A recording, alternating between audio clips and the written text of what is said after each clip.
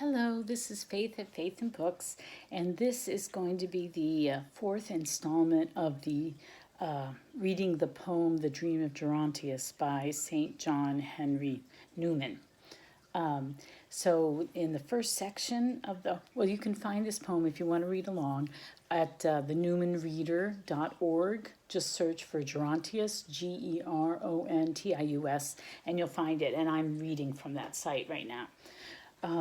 So the first section, he was on his deathbed and he dies. The second one is him realizing what's happening after the moments of death. And then part 3 is when he begins to converse with his guardian angel, who is taking him to the Lord for his judgment. And so this is a continuation of that conversation with the angel. So the soul is Gerontius and the angel is his guardian angel. And this section is a little bit longer. I'm a little bit intimidated by reading it. It also has a section where there are demons speaking because they're passing by these demons. And so it's about 9 minutes long. It's a little bit longer. I hope I do it justice. So here we go. Section 4 of the Dream of Gerontius. Soul. But hark, upon my sense comes a fierce hubbub, which would make me fear could I be frighted. Angel. We are now arrived close on the judgment court. That sullen howl is from the demons who assemble there. It is the middle region, where of old Satan appeared among the sons of God to cast his jibes and scoffs at holy Job. So now his legions throng the vestibule, hungry and wild to claim their property and gather souls for hell, hiss to their cry. Soul. How sour and how uncouth a dissonance. Demons.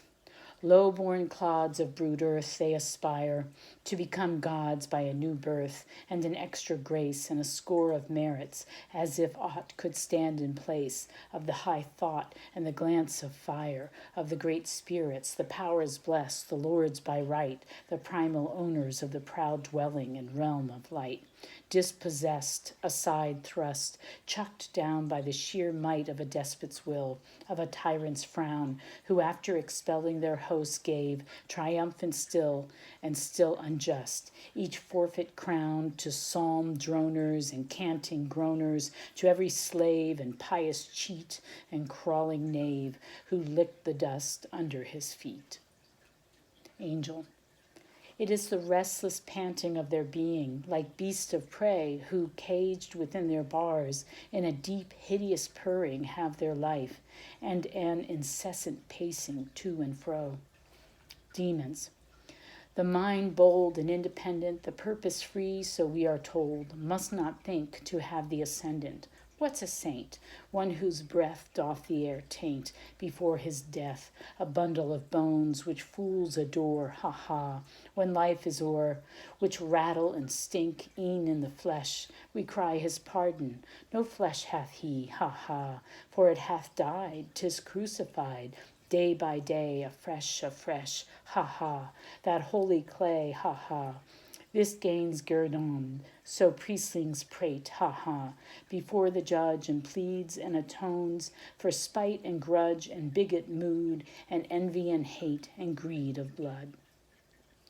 Soul, how impotent they are, and yet on earth they have repute for wondrous power and skill, and books describe how that the very face of the evil one, if seen, would have a force even to freeze the blood and choke the life of him who saw it. Angel. In thy trial state thou hadst a traitor nestling close at home, connatural, who with the powers of hell was leagued, and of thy senses kept the keys, and to that deadliest foe unlock thy heart. And therefore is it, in respect of man, those fallen ones show so majestical.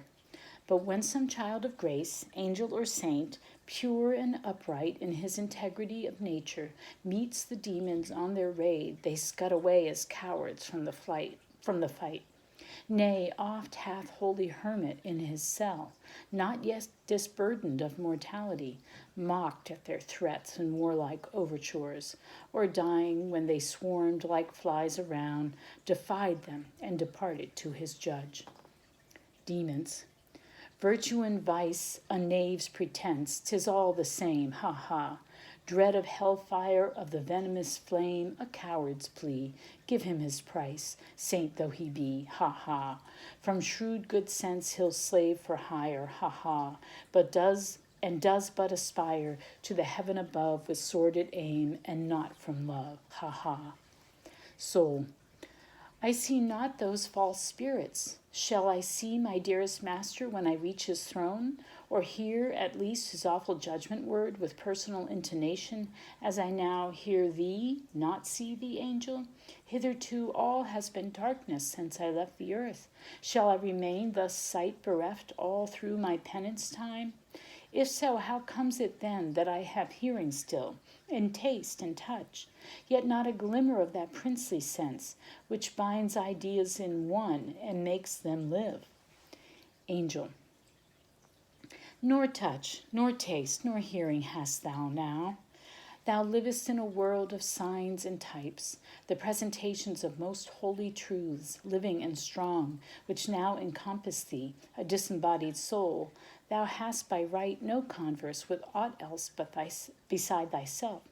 But, lest so stern a solitude should load and break thy being, in mercy are vouchsafed some lower measures of perception, which seem to thee as though through channels brought, through ear, or nerves, or palate, which are gone, and thou art wrapped and swathed around in dreams that are true, yet enigmatical.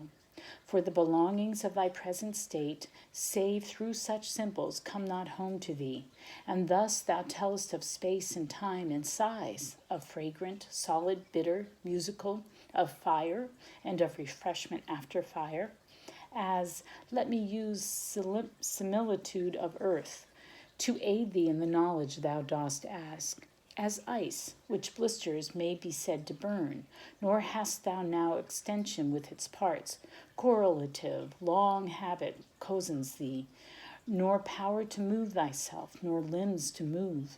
Hast thou not heard of those who after loss of hand or foot still cried that they had pains in hand or foot as though they had it still?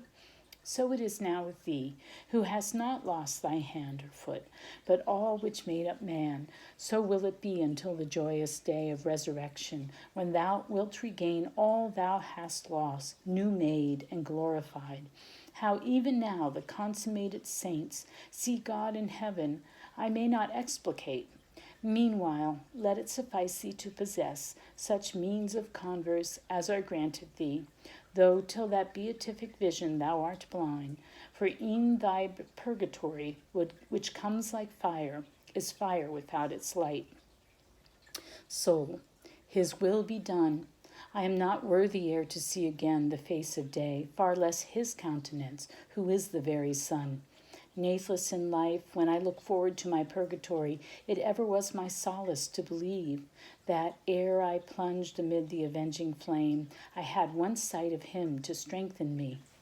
Angel, nor rash nor vain is that presentiment. Yes, for one moment thou shalt see thy Lord. Thus will it be, what time thou art arraigned before the dread tribunal, and thy lot is cast forever, should it be to sit on his right hand among his pure elect, then sight, or that which to the soul is sight, as by a lightning flash will come to thee, and thou shalt see amid the dark profound, whom thy soul loveth, and would fain approach, one moment, but thou knowest not, my child, what thou dost ask. That sight of the most fair will gladden thee, but it will pierce thee too. Soul, thou speakest darkly, angel, and an awe falls on me, and a fear lest I be rash. Angel, there was a mortal who is now above in the mid-glory. He, when near to die, was given communion with the crucified, such that the Master's very wounds were stamped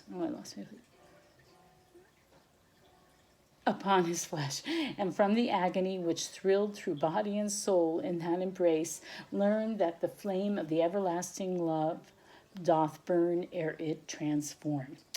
Oh dear, I messed up that last stanza, but that's the end of section 4, and next recording will be section 5. And I don't know if you can hear my son playing the piano, but hopefully that didn't come through. Anyway, bye.